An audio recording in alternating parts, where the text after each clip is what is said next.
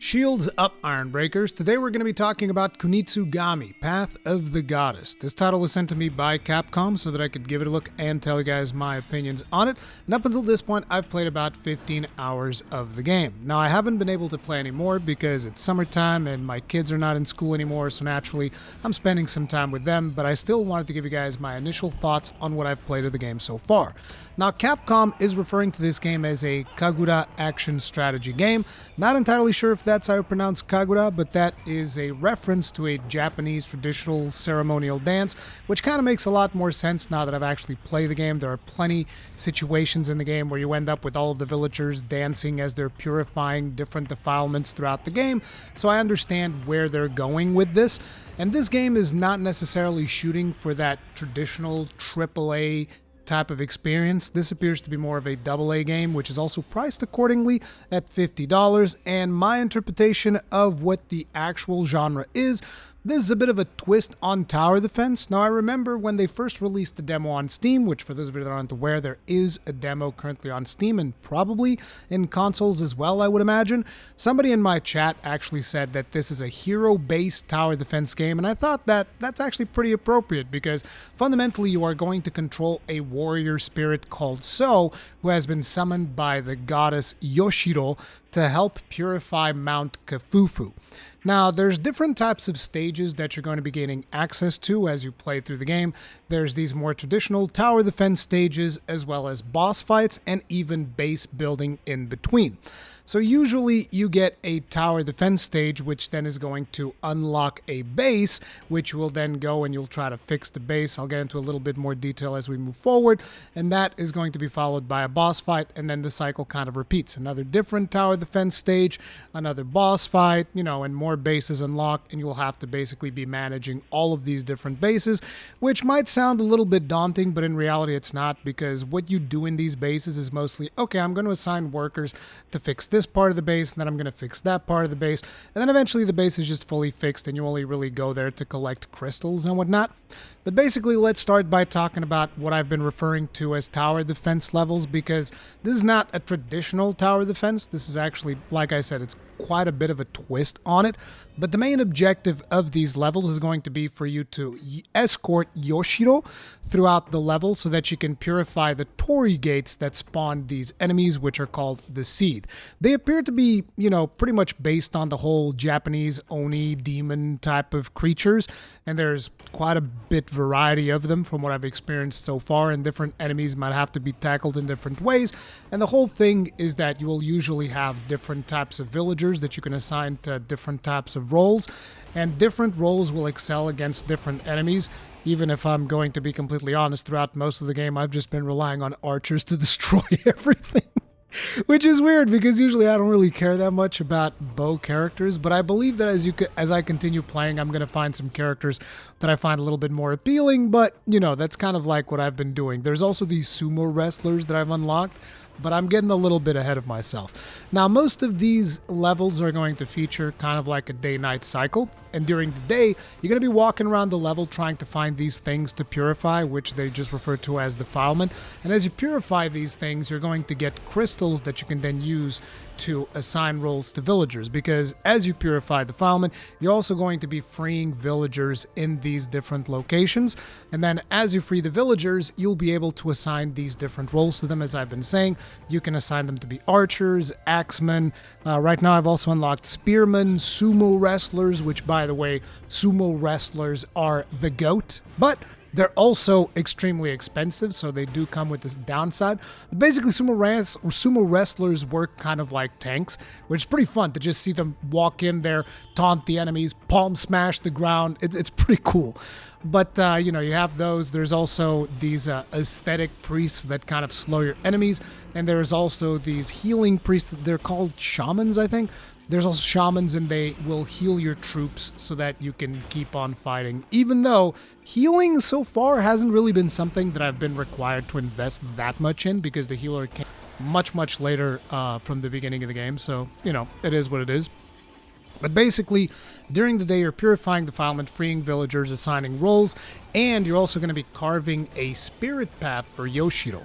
So this is kind of like where you need to strike a bit of a balance in this game. You need to decide, okay, how many resources do I need to assign roles to the next villagers that I free, and how many of those resources should I actually invest in carving the spirit path? Because basically, Yoshiro only moves after you carve a spirit path for her, and then she starts moving completely independently of whatever you are doing.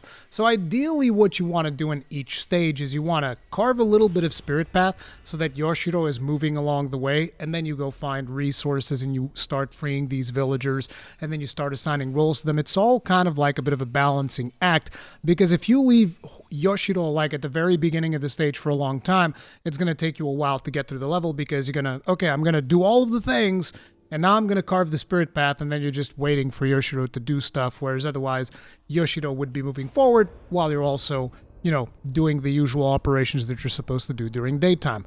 But then there comes nighttime, and this is a cycle that is basically constantly occurring while you are doing one of these tower defense stages.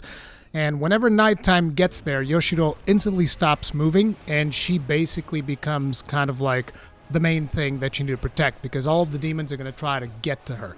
And so you're going to want to position your villagers accordingly. The UI is a little bit challenging to get into as you are starting out. I would actually very much recommend people, before you buy the game, you should definitely check out the demo, which I think was really cool for Capcom to put out a demo for this game, because it's very hard to explain what the gameplay of this is going to feel like. But fundamentally, you're going to put these villagers down. Once you assign different roles to them, you're going to put them down in different positions throughout the map, hopefully strategically sound positions that will help you defend Yoshiro, and then you're going to join the fray with your own character, and you're going to be attacking enemies and cutting them down. Now, at the very beginning of the game, your character is going to feel very powerful, and in a lot of ways, you're going to be thinking like, I don't even need these villagers. They're worthless to me. I don't even need to spend any of these resources. I'll just kill all the monsters myself. But eventually, monsters will become swarming from different places, especially as the levels themselves start getting more complex, because initially you have like one lane that Yoshiro goes through,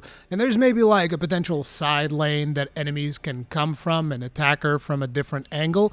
But later down the line, you're going to be having enemies coming in through 3, 4, maybe even 5 different directions, depending on how complex the setup is of where you are. And you're going to have to be able to place your villagers efficiently, because just your character is going to struggle to stop every single enemy that is going to be thrown at you, especially because later they start throwing more powerful enemies, and, they'll just start trampling all over the place and hurting Yoshiro. And in some levels, maybe Yoshiro not getting hurt might end up being a bonus objective, which we'll get onto. But basically, during nighttime is when the combat happens. And basically at that point, you have to defend Yoshiro against all of the enemies that are going to be starting to move in and try to kill her. And after a while, you go back to daytime, and at that point, they stop spawning, and you can just go back to looking for different defilement things to purify, and maybe even free additional villagers, or even purify different animals, which will give you additional healing items so that you can heal yourself as well as the villagers themselves throughout the nighttime combat. Now, as you do this, eventually the cycle will just continue repeating until you purify the Torii Gate, and certain levels might be 2 stages, so you have to guide Yoshiro all the way to one of the Torii Gates, purify that, and then you go through onto the next part of the level and you guide it to a next one. I think so far I've done levels that have consisted of even 3 Torii Gate purifications, but I haven't seen more than that, and I don't know if they would do more than that, because at that point the level kind of starts wearing down on you. I feel like one of the good aspects of the game is that you go into a stage, you play it, and it'll be like, anywhere from 15 to 30 minutes, depending on how fast you go through it, and usually you're like, okay, I'm good. And then you can either take another level, or you can take a break, or you can do whatever you want. But fundamentally, you do that, and after that, the base building aspect of it is going to unlock, because usually these tower defense levels are villages And those villages, after you completely purify them, they become one of your bases of operations. And so what's going to happen in the base building portion of it is there's going to be several things in the village that are going to be damaged, and they're going to require you to assign workers to fix them. Now, you'll be able to fix everything in time. The way that it works is you'll assign the villagers to fix them, and then you go and you do another stage. You can even repeat the same stage, and when you come back, they will have finished the job, but some buildings will require to do 2 stages. But think of it almost like Monster Hunter hunts, right? Like you'll ask for them to do something at the village, and then you have to go do a hunt, then you come back and the thing is done. It's kind of like the same vibe here. You do one of these levels, and then when you come back, everything is done. So after you do a little bit of the base building aspect, the boss fight is going to unlock. Well, the boss fight pretty much unlocks immediately after you finish the tower defense level, but you'll be expected to like, oh, let me do just a little bit of base building and whatnot to get things going, and then you go and you do the boss fight. Now, boss fights are a little bit different because, at least from the bosses that I've done so far, there really isn't a day-night cycle, and boss fights is much faster. It's like, hey, here's 5 villagers, assign whatever roles you want to assign to them, and see if you can go beat the boss. That's pretty much the way that it goes. As a matter of fact, there was at one point where I reached a very specific boss. I was like, oh, damn, I need to go back and grind because my villagers are not leveled up enough to defeat this guy. Like, he completely trounced me. And it was weird. Because I was going through the game, right? And as I was going through the game, I was like, oh, this actually is pretty easy. Just going through, killing this thing, and then, moving on to the boss fight, killing the boss. I was doing, I think this was the 3rd boss. I did the 1st and 2nd boss, and everything was fine. Then I got to the 3rd boss, and he just, completely slammed me into the ground, destroyed me, destroyed Yoshido, destroyed all my villagers. And I was like, oh, damn, okay, we have to take this one a little bit more seriously here. So then that's the point at which I went back and I started grinding a couple of different things, because the way that the game works is after you finish a level, they're going to unlock bonus objectives for that level. Like, for instance, you have to do the level with assigning a certain amount of different roles to the villagers, which would sabotage me, for instance. In one of the levels, I just go, okay, I'll just have 8 archers and destroy everything because my archers are maxed out. And then I had to redo that level, and they were like, okay, you have to assign 5 different roles to each of the villagers. And I was like, okay, that's actually hard. So, that would be one of the objectives. Another objective would be finish the level without taking damage, or finish the level without allowing Yoshido to take damage. Or there's also a level that had these lanterns that you were required to light up. And then you would have to finish the level without lighting up the lanterns, which would actually make things a little bit harder to do.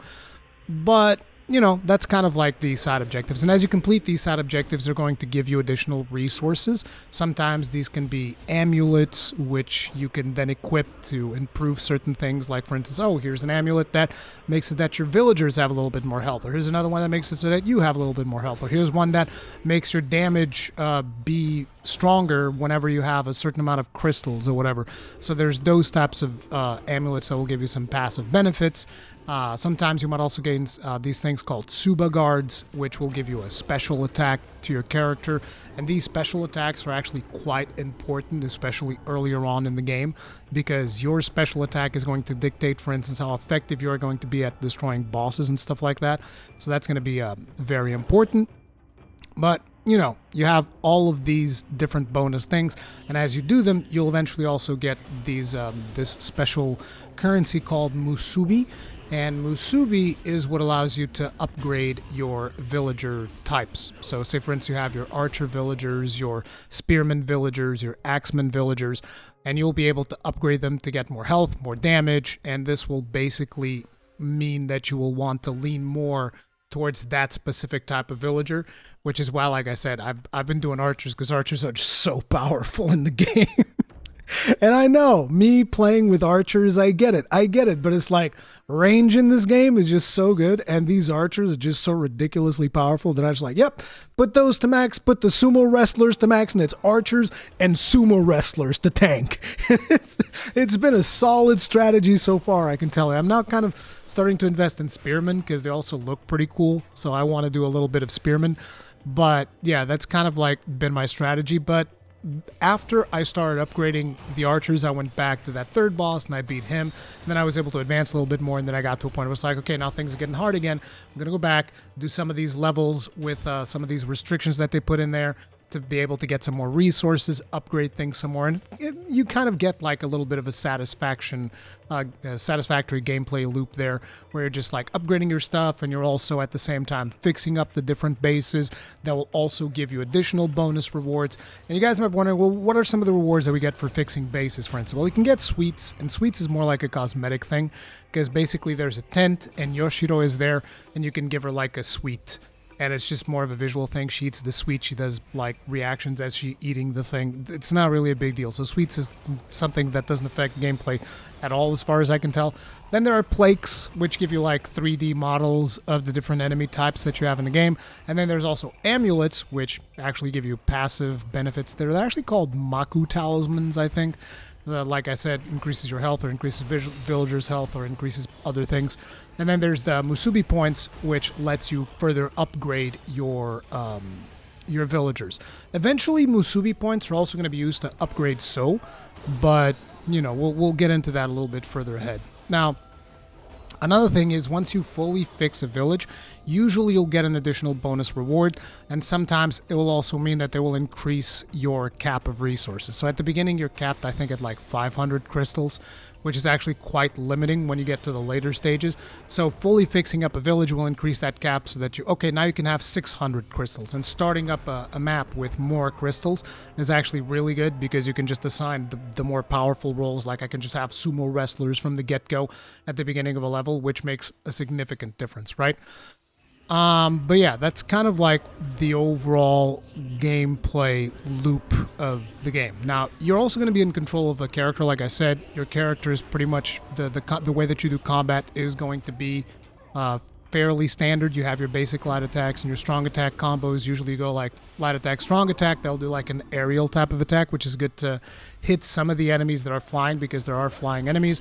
Then there's light attack, strong attack, which will give you like one combo, and then there's light attack 3 times plus strong attack at the end, which is one of your strongest combos, but also has the highest animation commitment. Then there's also your special moves, like I've mentioned. Some of them can be like, you can put a bomb in the ground, like a mine, and it will explode and it will deal damage to enemies. Then there's like another one where you do a special attack where you attack twice and it deals a ton of stun gauge, because bosses and special enemies also have stun gauges, and if you stun them, you get a lot of free damage. Eventually, you'll even be able to upgrade your character to do like a critical attack once the enemies are stunned, but this is much later into the game. And this is also when you're going to unlock additional moves for your character. I've actually only unlocked these not even that long ago.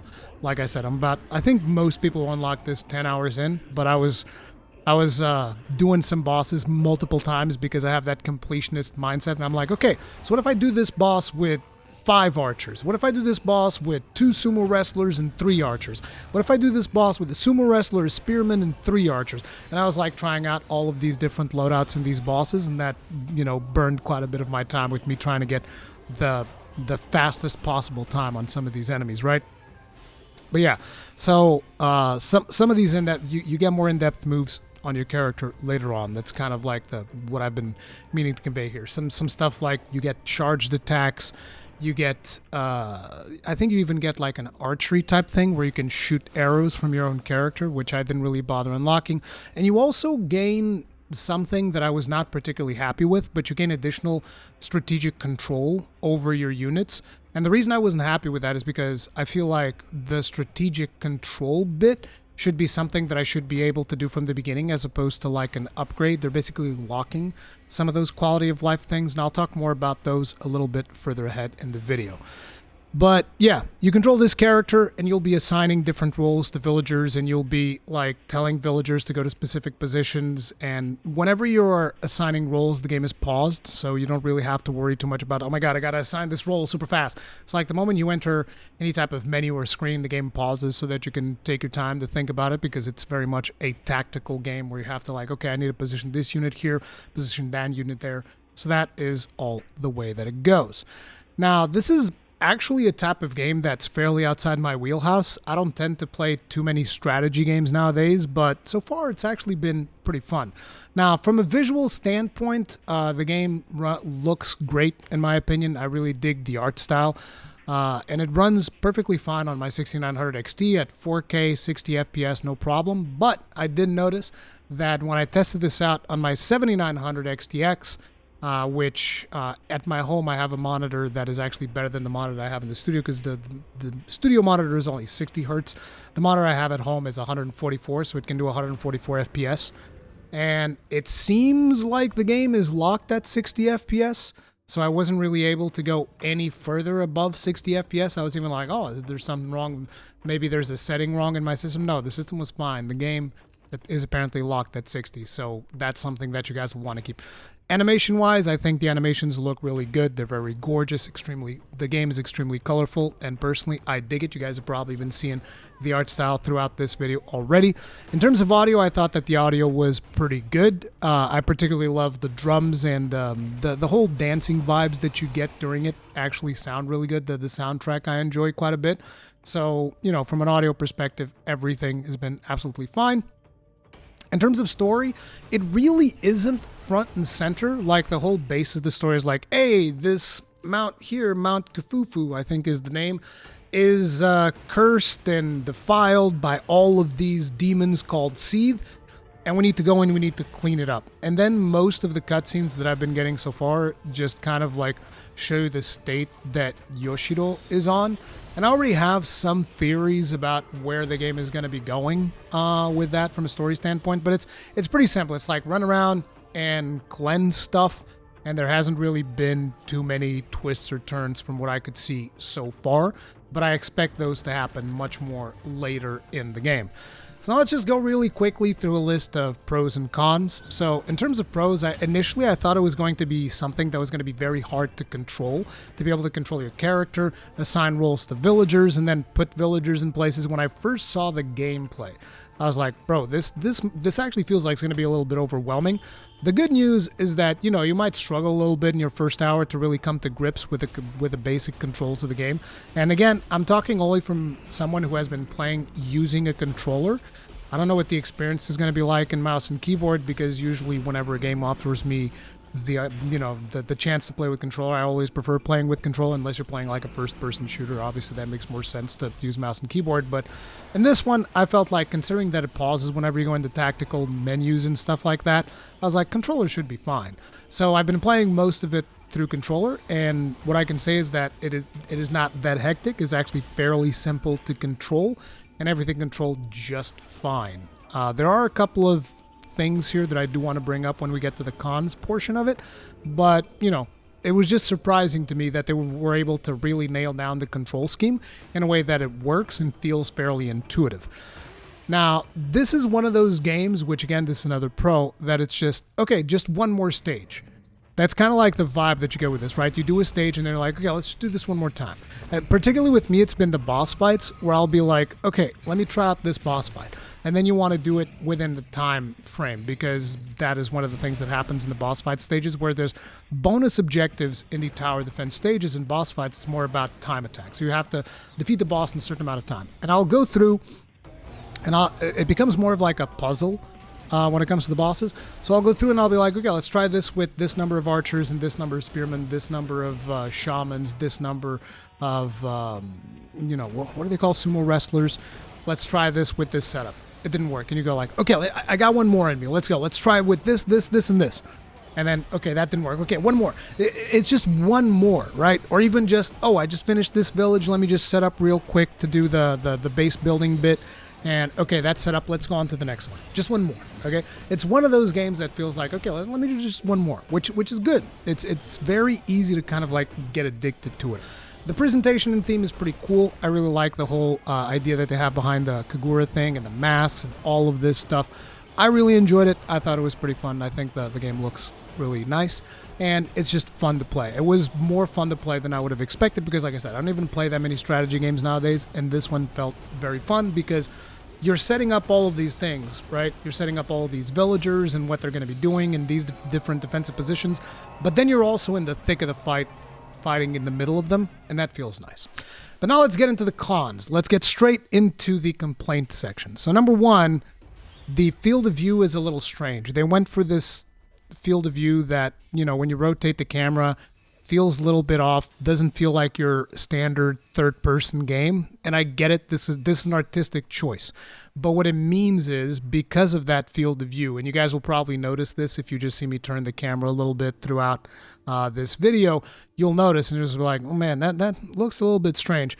And so what is going to happen is that sometimes you're going to struggle to get a good tactical view of the terrain, and that is a little bit rough. Another thing is, I felt like the UI needed some more work for usability's sake. Even though I've been playing the game for over 15 hours, sometimes I'm trying to assign roles to villagers, and I'll be like, you want to hit like the D-pad to swap to a different role, but it's actually using the bumper buttons on the controller. And there's a couple of more things with the UI that I'm just like, oh, this feels a little bit clunky in certain aspects, which I wish they would have taken a little bit more time to figure out the UI a little bit better. Another thing is also having to run to each villager to assign a role sometimes gets annoying, especially like at the beginning of a stage. If it's a stage where you have like a ton of villagers, you have to individually go to each of them with your character and go like, okay, your role is archer, then go to another village, your role is this. I feel like this could have been done by a menu where I just go, okay, here's all the villagers. Okay, very quickly, I want this guy to be an archer, this guy to be this guy to be that. It's like having to go to each of them individually felt like, you know, it's a little bit annoying. The other thing then also becomes you have to visit each individual village between levels to collect crystals. So what does this mean? So crystals is a resource that you're going to be using, like I've already stated, in order to assign roles to villagers, in order to do different things. You're going to need to use crystals. And sometimes it happens that you finish a specific level and you're going to be very low on crystals, right? Now, if you visit each of the villages that you've already completed and you go inside the tent, they're going to give you crystals. But you have to go and visit each of the villages. And the problem with this is, you guessed it, going to each of the villages is going to be a loading screen. So it's like, okay, go to village 1, loading screen. Get into the tent, collect crystals, walk out back to stage selection, go to village 2, into the tent, collect crystals, walk out. And it gets a little bit annoying. Now, initially it didn't bother me because, like, okay, we have like 2-3 villages, not a big deal. But later in the game, right, I think right now I have 6 or 7 villages. And if for whatever reason I spend a bunch of crystals in a stage, I'm now expected to go to each of these villages to go collect crystals. And sometimes, even after you go to each of the villages, it's still not enough to really reach your cap of crystals. So I was like, okay, I guess I'm going to go do a random stage that I don't even need anymore to get more crystals. It's a little bit weird the way that they've decided to do this crystal system. I kind of feel like after you beat a stage, just give me the crystal cap, because I can easily get it by just doing busy work. Just give me the crystal cap, or just at least allow me to collect all of the crystals in all of the villages that I've unlocked without necessarily having to go visit them, because I don't really have a reason to go visit them unless I'm doing base building stuff. So that's just something. Another thing was, some quality of life features are locked behind character upgrades. Now, like I said, a little bit later in the game, your character unlocks additional functionality. So this means, okay, you can now unlock additional attacks, like charge attacks on your character, archery, and a bunch of other stuff. And I was like, okay, this is fine. But some of the things that you unlock were things that I was like, man, I wish I had this. And specifically, these are strategical things. Like, for instance, whenever Yoshiro is moving throughout the level, you can go and tell her to stop moving. The reason you might want to do this is because they will give you a preview of where Yoshiro is going to be when nighttime reaches.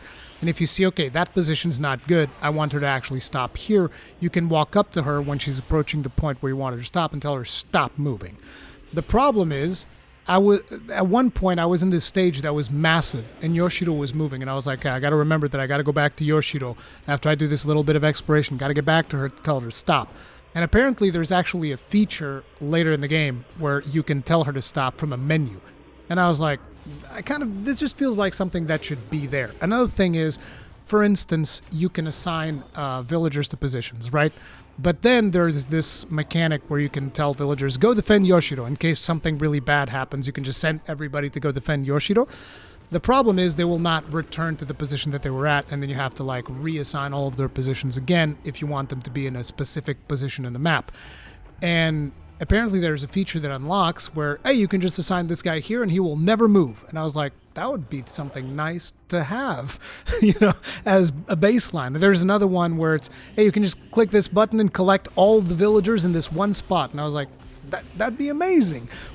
Why is this like an upgrade thing 15 hours into the game, right? These are quality of life features that are tactical options that, in my opinion, should be available from the get-go. But, you know, it is what it is.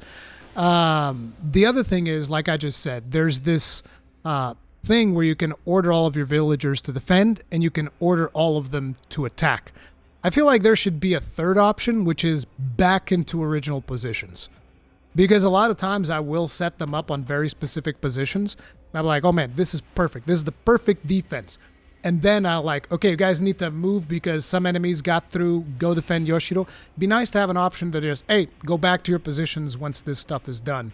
But no, there's attack and there's defend, and whenever you tell them to attack, they just go full brunt forward. They care nothing about anything, but then you can't send them back, right? You have to put them in defensive position and then manually assign everything again. That part is a little bit annoying. And then finally, my final complaint is respeccing animations. And this one is very specific, wherein as you unlock different types of villagers, like I said, the archers, the why do I keep forgetting the sumo wrestler's name for some reason? But the archers, the sumo wrestlers, the spearmen, all of these things, right? You have all of these different types of villagers that you have, and you can upgrade them individually. And you can also respec them whenever you want, which I think is a fantastic feature, because that means that I'm not committed to anything, and it allows me to at any point, okay, I actually don't want to use archers now, I want to use sumo wrestlers, or I want to use spearmen, or I want to use axemen, or I want to use a different type of setup altogether, and you can completely respec it. The problem is, every time that you put these points back into the characters, there's a little animation that plays, which I think is a nice animation the first time that you see it, but it got really old as I was trying to constantly respec my loadout to try out different approaches to a different boss. And I'd be like, okay, now I have to go level up this other guy. And you're just standing there watching these animations play out with no way to skip them. I kind of feel like that's something that they need to put in an option for, like skip animations after you've seen them first time or something like that. But again, these are all things that are easy to kind of like patch into the game, so it's not really a big deal. But those are most of my complaints, because overall, like I said, I think the game is pretty fun, but I think my easiest recommendation is you should check out the demo. It is fun. Like I said, right now I'm 15 hours in. I'm not sure how much more there is to the game. You know, if I can show you guys the map of what I've done so far, and you guys will see that there's plenty more on the bottom section of the game. And I believe that after you get to the bottom, you're probably still going to go to the very top because of a cinematic that plays out. But yeah, I think there's a decent chunk of game here. Now, it's going to depend on whether or not this is the type of game that you enjoy. But again, I would recommend check out the demo at the very least, and if this looks like it's something interesting to you, what I can tell you is it's a lot of fun, and personally, I enjoy it. I just wish that they took care of some of the things that I complained about in the cons section, but other than that, there's not a whole lot more to say. Thank you all very much for watching. If you enjoyed this video, hit the like button, subscribe, bell notification icon, all that jazz, and I'll see you guys in the next one. Stay strong, stay safe, peace out.